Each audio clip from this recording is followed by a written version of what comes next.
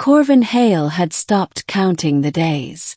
In the dark of the cell beneath Austrane's capital, time meant nothing, only the cold stone at his back and the distant hum of machinery he could not place.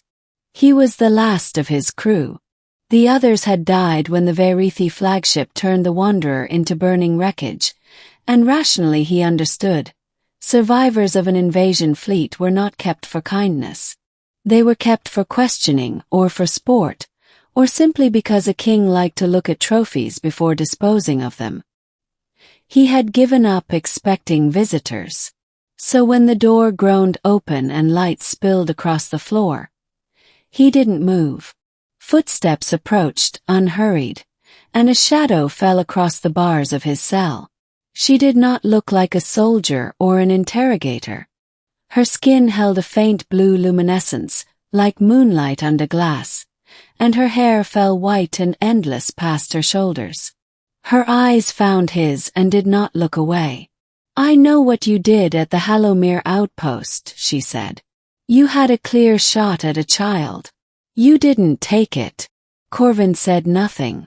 Mercy in this war was usually mistaken for weakness, and he had learned not to explain himself to people who held the keys. "My name is Salith," she continued, "daughter of King Veyrithi. By the old law, I am permitted to claim one prisoner of war as my own, to spare them the executioner, in exchange for binding their fate to mine."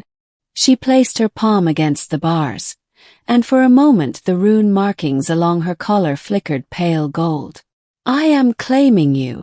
"That's not an offer," Corvin said finally. "That's an order." "It's a sentence," she corrected. "You're mine now, human. Whether you understand what that means yet or not." The court did not take the news well. By dawn, every noble in the Austrane spires had heard that the king's only daughter had bound herself to a captured enemy soldier, and the whispers reached Lord Threxon before they reached the king himself.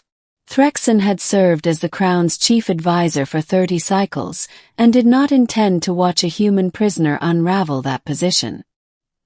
He went to King Veyrithi with careful words about scandal and weakness, about how the Dominion's enemies would see this claim as proof the royal line had grown soft. The king, grieving a war that had already cost him 2 sons, was inclined to agree. But the law was older than any king's temper, and Salith would not yield it.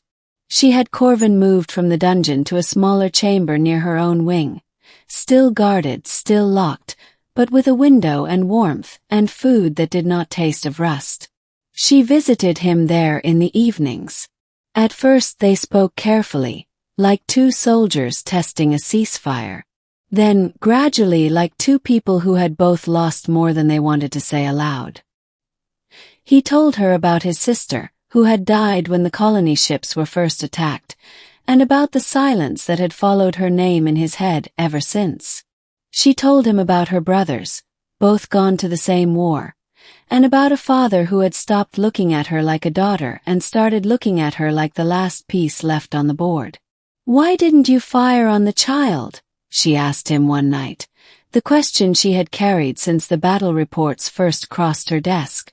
"Because somewhere there's a Veyrithi mother who'd have woken up the next morning the way I woke up after my sister died," Corvin said. "I wasn't going to be the reason for that twice." Salith said nothing for a long while. Then quietly, "I don't think this war makes sense anymore." For the first time since his capture, Corvin believed someone in this palace might be telling him the truth. Threxon moved before the season turned. He could not have the princess's claim revoked through politics alone, so he manufactured proof instead. A forged message, supposedly intercepted, suggesting the human prisoner had been planning an attack on the king's chambers using smuggled weapons. Soldiers came for Corvin at midday, dragging him from Salith's wing while she was still in council, and by the time she heard and ran the length of the palace, they had already reached the throne hall. She arrived to chaos. The forged message had been a distraction within a distraction. Threxon's true plan was already underway, a real assassin moving through the side corridor toward King Veyrithi's private chamber, while every guard in the palace was occupied dragging a chained human through the throne hall as a spectacle. Corvin saw it first. Years of training in a war he hadn't chosen had taught him to read a room for the wrong kind of stillness, and the guard stationed at the side door was standing too straight, watching the wrong direction. He broke from his captors before anyone understood why, shoulder-checked the nearest guard into the wall, and ran. Not away but toward the king's chamber, still in chains, with every soldier in the hall shouting for him to stop.